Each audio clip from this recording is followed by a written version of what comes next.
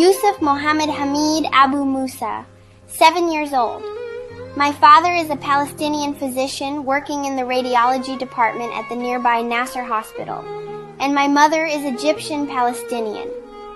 My grandmother is from Sharqiya, Egypt, so my father was able to get Egyptian citizenship through her, and my siblings and I also obtained Egyptian citizenship. I have a sister named Judy and a brother named Hamid. I'm the youngest. On October 15th, there was shelling by the Israeli occupation forces on the Nur al-Shams refugee camp inside Tulkarm city in the West Bank. My dad was working a 24-hour shift in the emergency department. Before he left, I called for him, my mom, and my siblings. I told them I wanted a family hug, for us all to stand together and hug each other. Dad went off to work, and 2 hours later, we heard the sound of shelling. Our house wasn't very far, and Dad started asking where the shelling was coming from, saying he could hear it was close. He called my mom, but she didn't answer. He called again, and when she picked up, he heard screaming.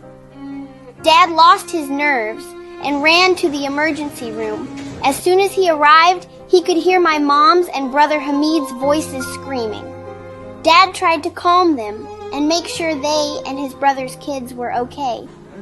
Then he asked my mom, "Where is Yousif?" She said she didn't know where I was. Dad kept asking everyone around where I was, but everyone he asked would turn their face away, avoiding answering. Then he went into the resuscitation room and saw a doctor who knew him and me. As soon as the doctor saw my dad, he didn't know what to say. Dad lost his nerves again and kept running around asking, "Where is Yousif?" My mom had stopped too, and they were all saying, "Yousif is 7 years old. His is a white sweet boy with curly hair." There was a photographer taking pictures of the injuries and events. He opened his camera and started showing my mom and dad the photos until my dad recognized me from my clothes in one of them. When he asked the photographer where that child was, the photographer just shook his head without answering. Then someone there said, "I was carrying him and took him to the fridge," meaning the mortuary. My dad said, "I'll go see him. Maybe it's not him." But he couldn't walk. He was so scared.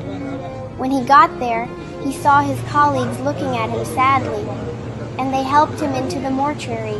When my dad went in, he confirmed it was me, Yousif, his son, whom he loved so much. When he looked at me, he felt like he was dying. He also found my older cousin, just 2 years older than me, and another older cousin, and his sister-in-law, whose husband couldn't recognize her because she was just body parts. As for my injured cousins, one had a compound fracture in his thigh, arm, shrapnel in his abdomen, and burns. His sister had a pelvic fracture and a deep wound to the bone in her back. When my dad saw all this, he couldn't speak except to say, "Praise God, and God is sufficient for us. Most excellent is the protector." My dad couldn't tell my mom that I had been martyred because when he told my brother Hamid about me, he had a nervous breakdown, screaming, "I want Yousif."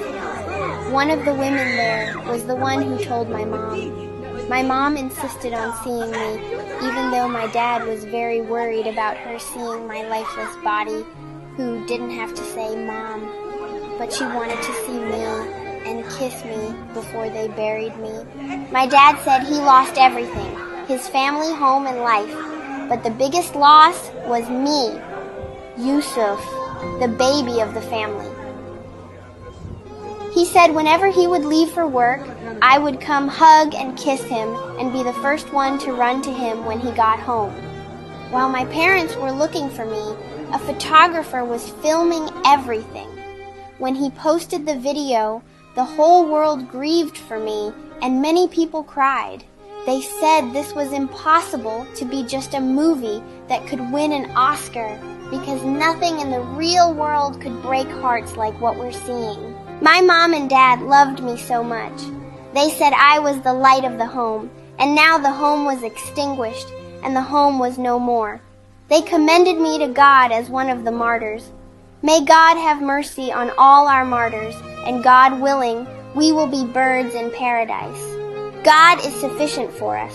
The most excellent is the protector. My heart breaks to share this brutality taking place in Gaza and ethnic cleansing across Palestine. If your heart breaks too, contribute to stop this genocide.